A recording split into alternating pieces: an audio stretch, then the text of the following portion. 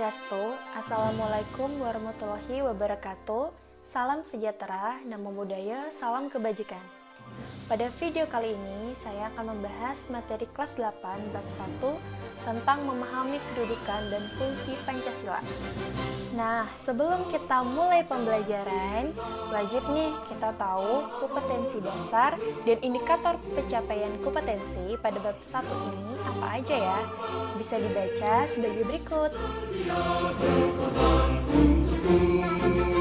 Pancasila dasar negara, rakyat adil maupun sentosa, pribadi bangsaku, ayo maju, ayo maju.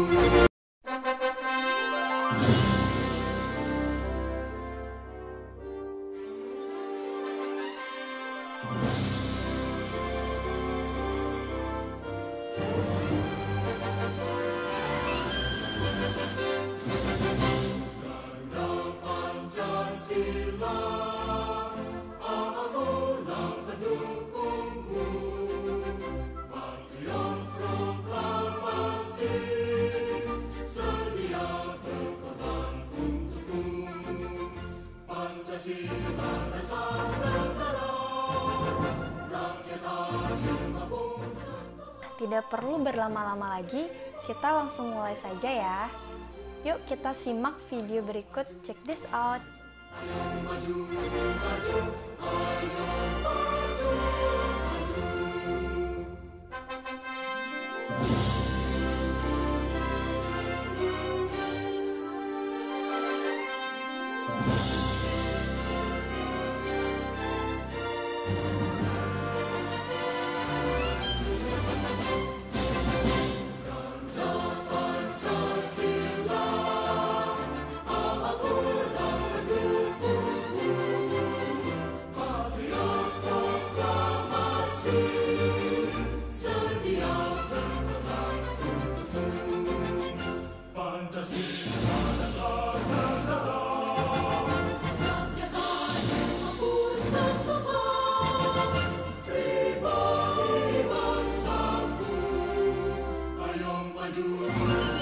ayo maju, Pancasila itu sendiri adalah 5 dasar pokok pondasi dalam kehidupan berbangsa dan bernegara. Sidang BPUPKI pada tanggal 29 Mei sampai dengan 1 Juni 1945 dibahasnya dasar negara, di mana Pancasila pertama kali secara resmi dikemukakan oleh Insinyur Soekarno. Sesuai kesepakatan para pendiri negara Republik Indonesia pada tanggal 18 Agustus 1945, disepakati bahwa dasar negara adalah Pancasila.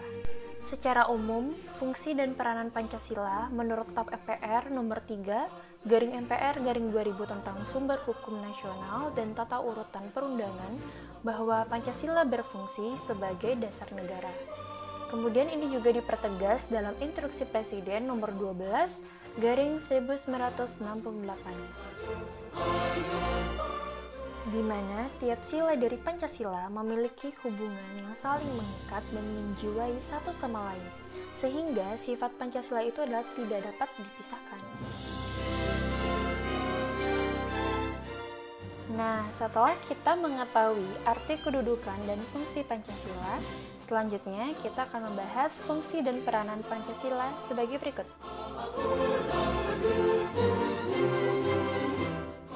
Yang pertama, Pancasila sebagai jiwa bangsa.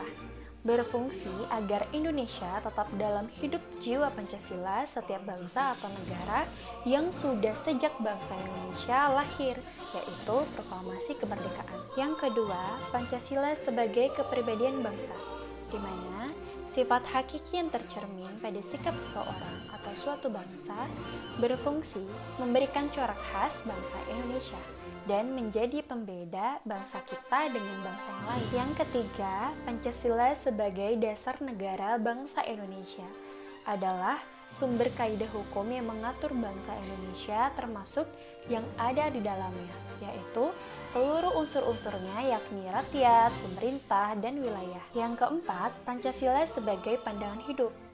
merupakan kristalisasi pengalaman hidup dalam sejarah bangsa Indonesia yang telah membentuk watak, sikap, perilaku, etika, dan tata nilai norma yang telah melahirkan pandangan hidup.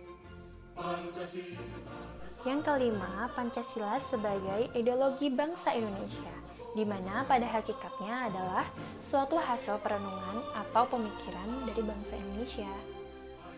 Yang keenam, Pancasila merupakan sumber dari segala sumber tertib hukum.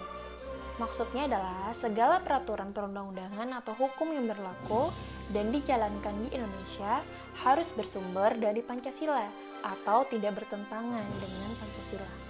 Yang ketujuh, Pancasila sebagai cita-cita dan tujuan yang akan dicapai bangsa Indonesia.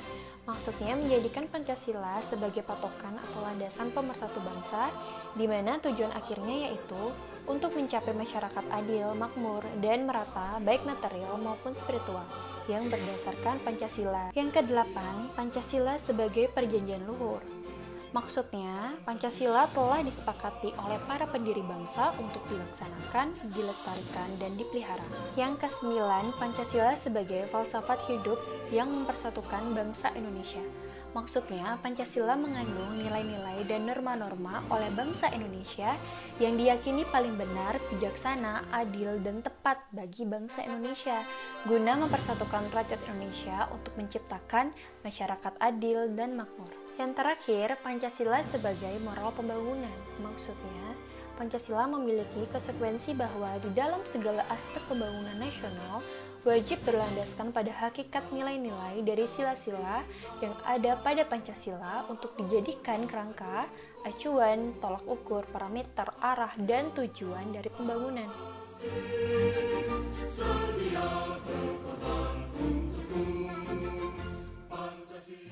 Sekian penjelasan singkat mengenai arti kedudukan dan fungsi Pancasila.